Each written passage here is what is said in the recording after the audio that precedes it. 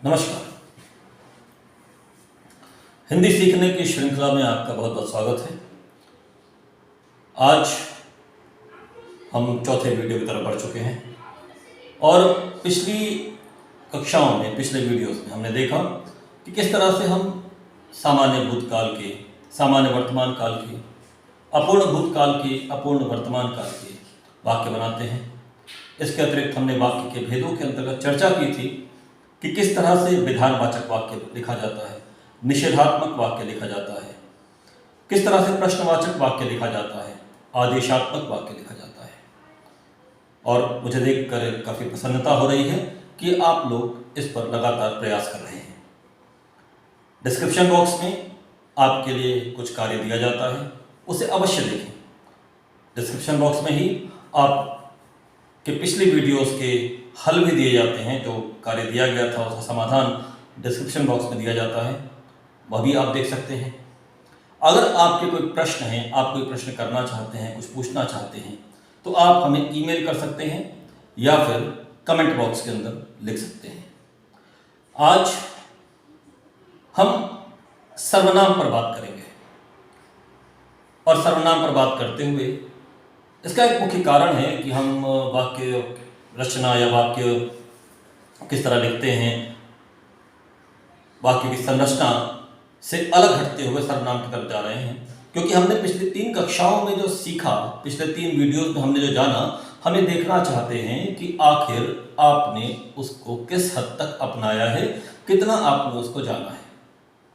आज बहुत साधारण सी बात होगी, बहुत सामान्य सी बात होगी, लेकिन वो सामान्य सी बात हमें ये बता पाएगी कि क्या आपको वाक्य लिखने आते हैं, कि क्या आप एक आसान सा वाक्य अपने शब्दों में लिख सकते हैं। लिखते हुए क्या आपको पुरानी गलतियां दोहराते तो नहीं कि वह के साथ कहते हैं लिख देते हैं, मैं के साथ है लिख देते हैं।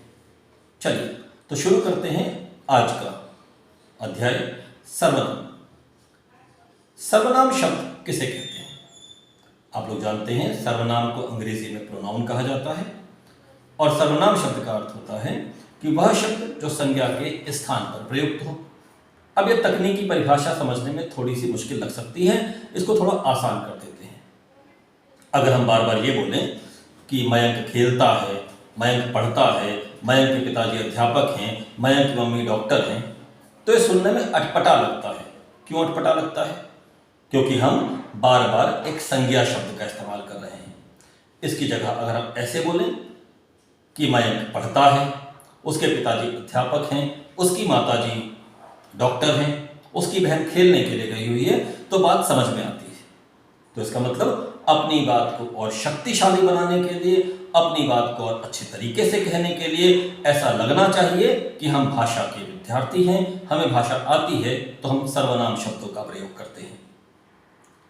अब बात निकली है तो हम बता दें आपको कि हिंदी में मूल रूप से, मुख्य रूप से 11 सर्वनाम माने जाते हैं, जिनमें हैं मैं, तू, आप, यह, वह, जो, सो, कौन, कुछ, क्या, कोई।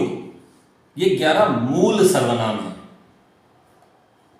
इसके अतिरिक्त इसके आगे की बात करें तो सर्वनाम को 6 प्रकारों में बांटा जाता है। इन 6 प्रकारों में से आज हम सिर्फ एक प्रकार की बात करेंगे, क्योंकि अगर वो एक प्रकार आपने जान लिया तो मुझे समझ में आ जाएगा कि आपको वाक्य लिखना आता है या नहीं। क्योंकि आज हम आपको सर्वनाम शब्द देंगे डिस्क्रिप्शन बॉक्स के अंदर, आपको इन सर्वनाम शब्दों से वाक्य बना करके लिखने हैं। तो पहला हम जैसे बता रहे थे कि हम एक सर्वनाम आज ले रहे हैं जिसका नाम है पुरुषवाचक सर्वनाम। तो पहले आपको पुरुषवाचक सर्वनाम पर चर्चा करने से पहले आपको बता दें कि सर्वनाम 6 प्रकार के होते हैं। पुरुषवाचक सर्वनाम, निश्चयवाचक सर्वनाम, अनिश्चयवाचक सर्वनाम, प्रश्नवाचक सर्वनाम, निजवाचक सर्वनाम और संबंधवाचक सर्वनाम। इन 6 प्रकारों में से आज सिर्फ एक ही प्रकार की चर्चा करेंगे, पुरुषवाचक सर्वनाम। क्योंकि हम मानते हैं सहज पके सो मीठा होए, धीरे धीरे रे मना धीरे सब कुछ होए, माली सींचे सौखरा ऋतु आए न होए। तो धीरे धीरे आगे बढ़ेंगे, लेकिन पुख्ता रूप से आगे बढ़ेंगे। सीखने का काम जारी रहेगा। आप वाक्य बनाते चलिए, सृजनात्मकता के स्तर तक पहुंचना निश्चित है। भाषा का अधिकार आपको मिलेगा ही मिलेगा। चलिए, पुरुषवाचक सर्वनाम। पुरुषवाचक सर्वनाम जब हम बात करते हैं, तो अगर आप अपने आसपास देखें, हम आपके अपने परिवेश को लेकर के बात करते हैं, आपके अपने आसपास के लोगों को लेकर के बात करते हैं। अगर आप अपने आसपास देखें तो आप 3 तरह के लोगों से मिलते हैं। एक खुद अपने आप से मिलते हैं, आईने में देखिए, खुद अपने आप से मिलेंगे। तो एक खुद अपने आप से मिलते हैं, शीशे में देखते हैं, आईना देखते हैं, तो अपने आप से मिलते हैं। ठीक है, तो एक तो अपने आप से मिलते हैं।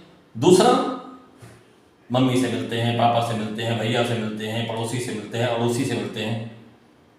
ठीक है, तो दूसरे लोगों से मिलते हैं। और कुछ कभी इनसे मिलते हैं, कभी उनसे मिलते हैं, कभी किनसे मिलते हैं। तो 3 तरह के लोगों से मिलते हैं हम। तो इसका मतलब सर्वनाम का पुरुषवाचक जो सर्वनाम है वो 3 तरह का होगा, क्योंकि पुरुष मतलब हम लोग, जो हम लोगों के बारे में बताए, तो हम लोग 3 तरह के लोगों से मिलते हैं। तो सर्वनाम भी 3 तरह का होता है, पुरुषवाचक सर्वनाम। कौन कौन से तरीके का? सबसे पहले खुद से मिलिए, उत्तम पुरुष सर्वनाम, उत्तम पुरुषवाचक, जिसमें हम खुद से मिलते हैं, जिसमें हम बात करते हैं मैं की। मैं जानता हूं, मुझे पता है, मुझे आता है, यह मेरा है, मुझे नहीं दोगे, हमने आपसे कहा था, यह हमारा है, हमें भी चाहिए, हमको दीजिए। तो मैं और हम और जितने कारक है सब जोड़ दीजिए इसके साथ, बन जाता है उत्तम पुरुषवाचक सर्वनाम। मैंने, मेरा, मुझको, मुझसे, मेरे लिए, हमारा, हमने, हमसे, हमको, हमारी, सब उत्तम पुरुषवाचक सर्वनाम। तो मैं, आप जानते हैं, या तो हम अपने आप को मैं करके बात करते हैं या हम करके बात करते हैं, और समूह में हो तब भी हम करके बात करते हैं। तो मैं और हम उत्तम पुरुषवाचक सर्वनाम। अब दूसरा हम मिलते हैं कहीं मम्मी से, कहीं पापा से, कभी भैया से, कभी अड़ोसी से, कभी पड़ोसी से, कभी दोस्त से। तो जब दोस्त से बात करते हैं तो तूने मेरा ये काम नहीं किया, तो तू शब्द का भी इस्तेमाल कर लेते हैं।